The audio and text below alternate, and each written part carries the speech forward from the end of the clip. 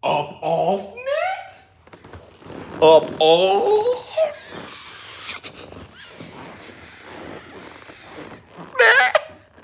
What's up, people? This is ShowBizz, the dope. Alright, man, look. Who is the fighter of the decade? Oops! Alright, man, look. Let's get to the video.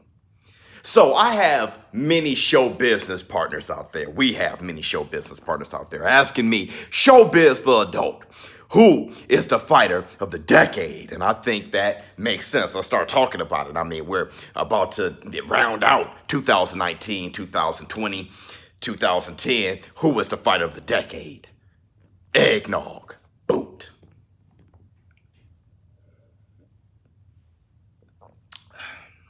Ain't nothing like Christmas in the cup. All right, man, look. Who is the fighter of the decade? You know, when I was thinking about this, and I'm talking about giving a hard, deep thought, you know, you kind of think of maybe really three guys, right? You think of Floyd Mayweather, and you think of Manny Pacquiao and Canelo Alvarez. I mean, for me, and then I start thinking of honorable mentions. You know, got AJ, nah, not really. You know, AJ was starting to warm up around 2015, stuff like that. You have guys like Andre Ward. I know he's in conversation, but I know Andre Ward, when did he stop? 2017. I know he had a year, a little bit over a year there where he just couldn't get a fight. He had that promotion situation going on, so he wasn't busy for like a year and a half or something like that. And Andre Ward, when I think of the fighter of the decade, you got to think of accolades, what they accomplished. You also got to think of high impact fights. I'm talking about impactful fights. I'm talking about big fights. And then you have to think of entertainment. How entertaining were they? So you kind of look at Andre Ward and you say, okay, man, Kovalev, big fight, ran that back. There was some adversity there. Many people think that he may have lost the first fight. So I don't have Andre Ward there. I do have somebody over him, I think, and people are now bringing him up as a fighter of the decade. And that's Terrence Bud Crawford. I think he had a fantastic 10 years. I think what he's accomplished in lightweight, getting a title there, super lightweight, doing his thing there, junior welterweight, right? He's becoming undisputed and then being a title holder at welterweight. I mean, he had high impact fights. He had bigger fights, the Gamboa fight. You know, he did his thing, you know, whooping Jeff Horn, becoming undisputed, stuff like that. Not on the grand scale, though, of like a Canelo Alvarez, and that's where he falls short. Terrence Crawford, I think he's a good runner-up, but I'm just saying he's a guy that people should bring up, and I'm not hearing his name that much. So, rightfully so, you got to give it to three guys: Canelo Alvarez, Manny Pacquiao, and Floyd Mayweather. Now, Floyd Mayweather, he definitely had the big fights, being that with Canelo Alvarez, being that with Manny Pacquiao. You know, Conor McGregor, that was a huge fight. Ghost Guerrero, he had big fights, though Ghost Guerrero wasn't really a name. Impactful, though, as far as, you know, people watching the fight. Now, you want to talk about accomplishments. Him beating Canelo Alvarez, him beating Cotto at 154, him doing what he did with Manny Pacquiao. He actually, accomplishments. Him breaking that barrier, right? Fighting a UFC fighter, stuff like that. But him himself, his last real fight was against Berto. When was that? 2016? So that leaves 4 years. You know, 2000, when he had that fight with Conor McGregor. That's not a boxer. So you're talking about meaningful fights. Before Berto, you know, Manny Pacquiao, okay. He probably should have fought Keith Thurman, right? And he hasn't been active. So over the past 10 years, from 2010 to 2020, I can't really give it to Floyd Mayweather. There's a lot of space there, and there's been guys in that of Manny Pacquiao and Canelo Alvarez that did those big things, had those big fights, and fought for the entire 10 years. So I think you're going to have to give them the edge over Floyd Mayweather. Now, the battle is between Canelo Alvarez and Manny Pacquiao. Now, when you look at Canelo Alvarez, what he did 2010, I mean, this guy was really just coming along. He took on, had the big fight with Floyd Mayweather, talking about big, impactful fights, and you know he's the money man. And he's been going up. He started at welterweight. He ended at light heavyweight. Huge accomplishments there. Knocking out Kovalev, beating Danny Jacobs, beating Cotto. I mean, this guy knocking out Amir Khan. You know, Terrence Crawford, he knocked out Amir Khan. Or Amir Khan quit. But Canelo Alvarez beating a small American, he jumped up, but beating Triple G, had that draw with Triple G. That's a huge fight. Those are huge fights. So he has done a lot of things, Canelo Alvarez.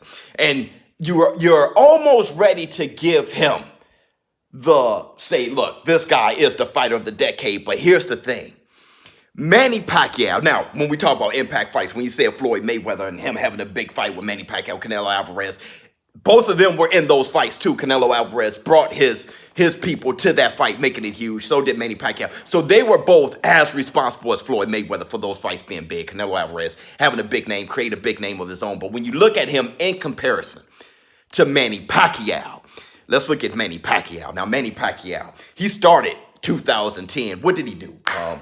Him beating Antonio Margarito for the junior middleweight title. Now, this is a guy, 12 titles in 8 different weight classes.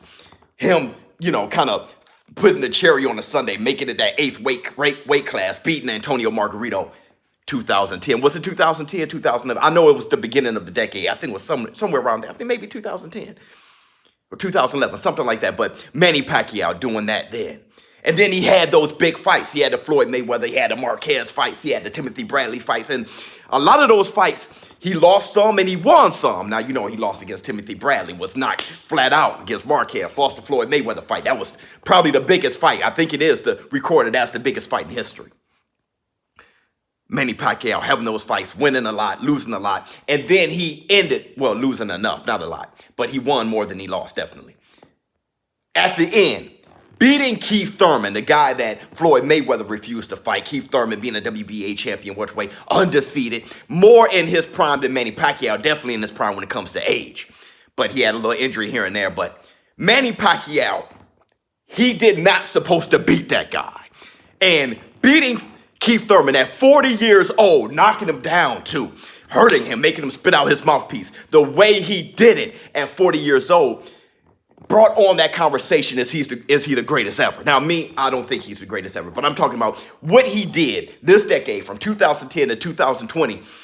You start looking at this guy and saying, hey, this guy is definitely one of the greatest of all time. And then people start asking, is he the greatest of all time? It's because of what he did these past 10 years.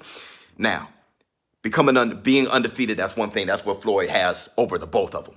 Manny Pacquiao, though, when you want to talk about exciting fights and getting beat, getting robbed, getting knocked out, knocking a guy out, breaking an orbital bone, dropping a young man, all the things that Manny Pacquiao did is far more exciting, in my opinion, than both of the guys.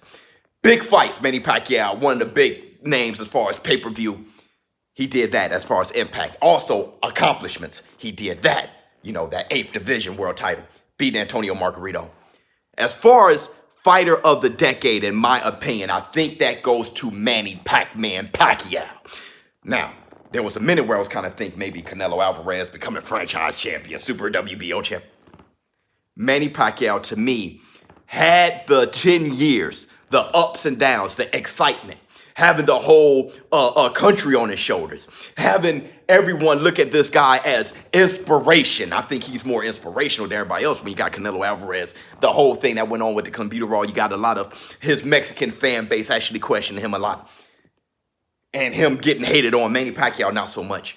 Manny Pacquiao won over the hearts of the people even more than Canelo Alvarez. When you talk about impact, when you talk about inspiration, the guys he fought, accomplishments, accolades, and big fights, I would have to give that to Manny Pacquiao. And he's at a point where, even now, where he left off, beating Keith Thurman, you are actually debating if he can beat these boys, Errol Spence, Danny Garcia, Mikey Garcia. It is something that somebody at the twilight of their career can have that type of impact, have those type of fights, be that important and be that relevant to where at 41 years old, creeping on 41. I think he 41 in February. I forget when his birthday. I think it's February, Jane. I think it's February. Anyway, Manny Pacquiao becoming 41, early 2020, and thinking that, hey, look, he could probably beat an Errol Spence. That's huge.